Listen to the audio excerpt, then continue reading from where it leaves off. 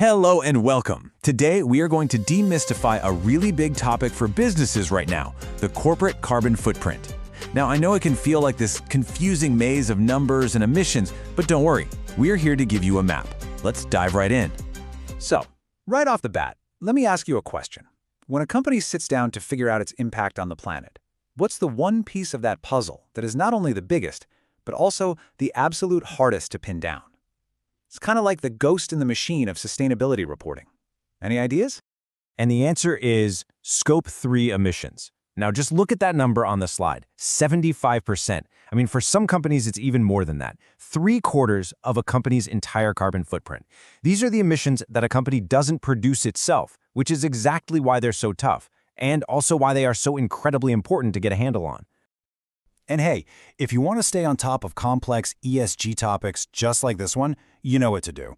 Make sure you subscribe to the channel for more explainers on the things you really need to know. All right, so let's tackle this beast head on. Scope 3. It's all those emissions that are kind of hidden away in a company's supply chain. You can think of it as the Mount Everest of carbon accounting, and honestly, understanding it is absolutely key if you want to have a real, credible climate strategy. The Greenhouse Gas Protocol, which is pretty much the gold standard for all of this, defines Scope 3 as all the indirect emissions that happen because your company exists, but they come from sources you don't actually own or control. I like to think of it as your company's extended family of emissions. And this chart here just says it all, doesn't it? For so many businesses, the emissions they make directly, that's Scope 1, and the emissions from the power they buy, that's Scope 2, well, that's just the tip of the iceberg.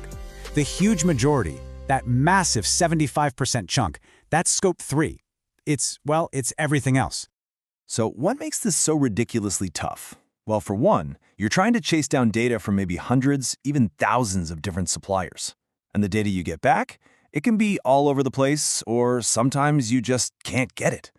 Plus, your supply chain is probably this giant global web, which turns tracking this stuff into a massive detective job. And let's be honest, it takes a lot of time and people to get it right. But look, before we try and climb that mountain, we need to understand the basics of the terrain. So let's zoom out for a second and build our foundation by getting crystal clear on what all three scopes actually are. This is the core framework every single business needs to get a handle on. You know, probably the easiest way to think about this is to compare it to something we all get, financial accounting, right? Just like you track money flowing in and out of your business, greenhouse gas, or GHG accounting, tracks the flow of emissions into and out of your company and its entire value chain. It's really the same core idea. Okay, here it is, all laid out in one simple table. Scope 1 is the stuff you burn directly. Think fuel in your company van or gas in your building's boiler. Scope 2 is the power you buy, the electricity that keeps the lights on and the computers humming. And Scope 3? Well, that's everything else. We're talking everything from the emissions from a business flight to the software you buy. It is vast. Now, this whole system of Scopes 1, 2, and 3, it didn't just prop up out of thin air. There's an official rulebook, a global standard that tells us how to do this properly, and that's called the Greenhouse Gas Protocol. And why is it the gold standard? Because it wasn't just made up by one group. It was built through this massive collaboration between businesses, nonprofits, and governments all over the world. It's the most widely used tool out there because it created a common language for emissions. That's why everyone trusts it. And it has grown and improved over time. It was first launched way back in 1998, introduced the 3 scopes we know today in 2001, and then, because everyone realized what a challenge Scope 3 was, they released a super detailed guide just for that in 2011. This framework is solid because it's been tested in the real world for more than 20 years. So we've established Scope 3 is a beast. But to make it less scary, the GHG Protocol does something brilliant. It breaks it down into 15 separate categories. Let's take a quick look at how those are organized. First, you have what are called upstream emissions. The easiest way to think about this is that these are all the indirect emissions related to things your company buys or brings in.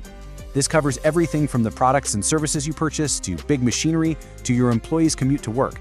It's everything coming into your company. Then you've got downstream emissions.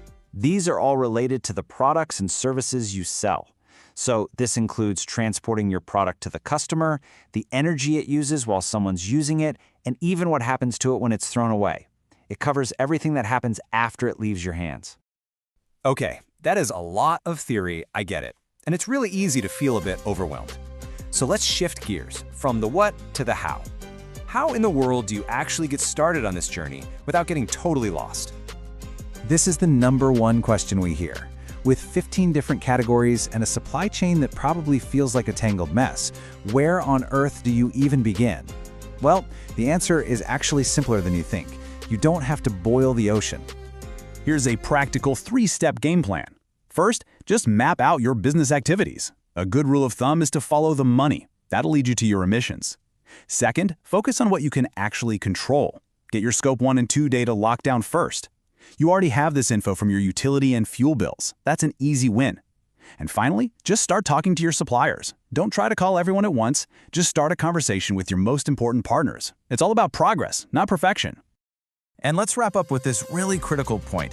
This whole exercise isn't just about filling out a report. No, this is the essential first move to take real, meaningful action. You can't manage what you don't measure. Setting this baseline is how you create smart goals, drive change, and actually track your success on the path to a smaller footprint. If this explainer helped clear up the complicated world of emissions for you, please give it a like, share it with your network, and subscribe to ISO Automation Lab for more deep dives into the standards that are shaping our future. Thanks for joining us. We'll see you in the next one.